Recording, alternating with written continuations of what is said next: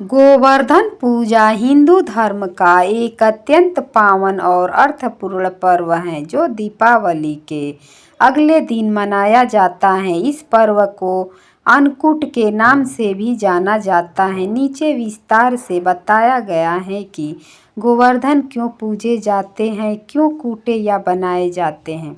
इस पर्व का आध्यात्मिक महत्व क्या है। गोवर्धन पूजा का आरंभ कथा के अनुसार द्वापर युग में जब श्री कृष्ण बाल्यकाल में गोकुल और वृंदावन में रहते थे, उस समय वहाँ के लोग वर्षा के देवता इंद्र की पूजा करते थे ताकि उन्हें भरपूर वर्षा और अच्छा अनाज मिल सके।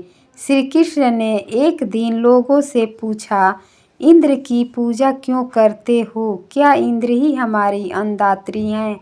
ब्रजवासियों ने कहा कि इंद्र वर्षा करते हैं, इसलिए हम उनका यज्ञ करते हैं।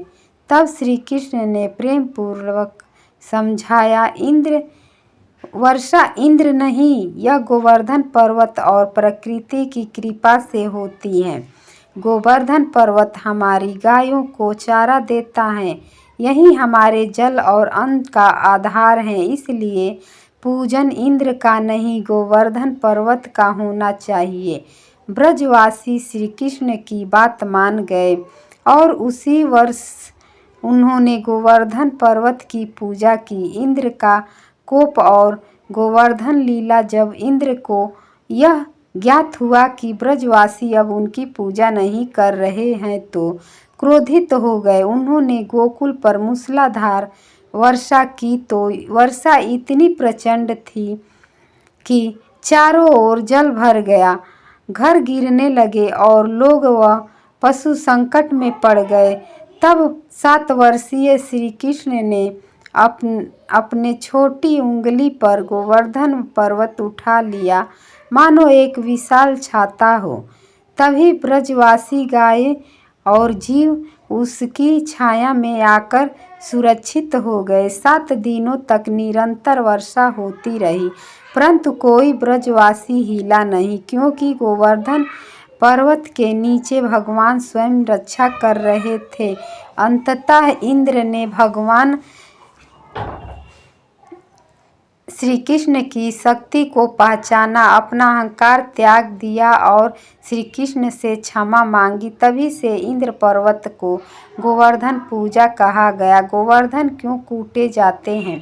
गोवर्धन कूटना या गोबर से गोवर्धन बनाना इस उत्सव का प्रतीकात्मक केंद्र है। इस दिन लोग अपने घरों या आंगनों में गोबर, मिट्टी या अनाज से एक छोटा गोवर्धन पर्वत बनाते हैं और उसमें लघु आकृतियों में गाय, पेड़, तालाब, नदी आदि दर्शाए जाते हैं।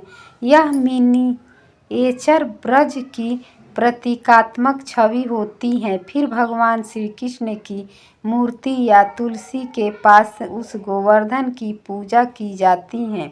फूल, दीपक, मिठाई, फल, जल और अन्नकूट का भोग अर्पित किया जाता है। कूटना या पर्वत गणना प्रकृति के सम्मान, धरती के प्रति आभार, गौर, गोवर्धन पर्वत को जीवंत देवत्व मानने का कार्य है। अन्नकूट का आयोजन गोवर्धन पूजा को अन्नकूट उत्सव इसलिए कहा जाता है क्योंकि इस दिन घरों और मंदिरों में सैकड़ों प्रकार के पकवान बनाए जाते हैं। चावल, दालें, सब्जियां, पूड़ियाँ और विशेष रूप से खिचड़ी या पूरी।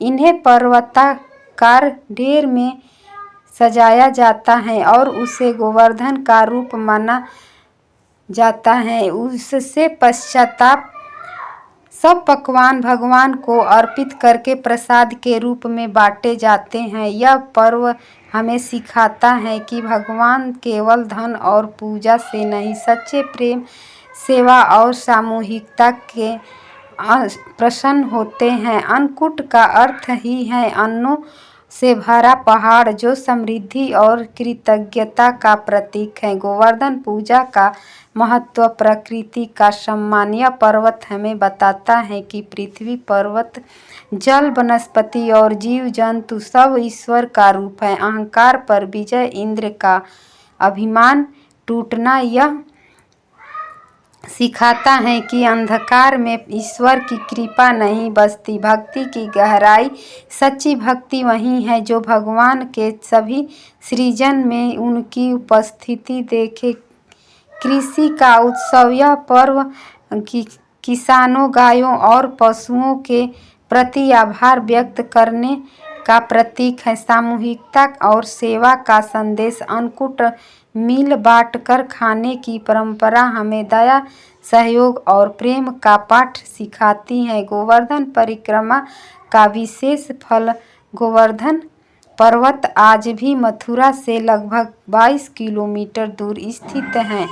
हर वर्ष हजारों भक्त वहां जाकर परिक्रमा करते हैं जो लगभग 21 किलोमीटर लंबी होती है। वहां कहा जाता है कि एक बार भी मनोयोग से की गई परिक्रमा सैकड़ों यज्ञों का फल देती है, क्योंकि गोवर्धन स्वयं श्री कृष्ण का रूप है। निष्कर्ष इस प्रकार गोवर्धन पूजा केवल इस धार्मिक रस्म नहीं बल्कि प्रकृति, आस्था और नम्रता का उत्सव है। जब हम गोवर्धन पर्वत बनाते हैं, अन्नकूट सजाते हैं और गाय बैल की पूजा करते हैं, तब हम यह स्मरण करते हैं कि ईश्वर के सृष्टि से हर जीव, हर अणु में भगवान का वही अंश विद्यमान है।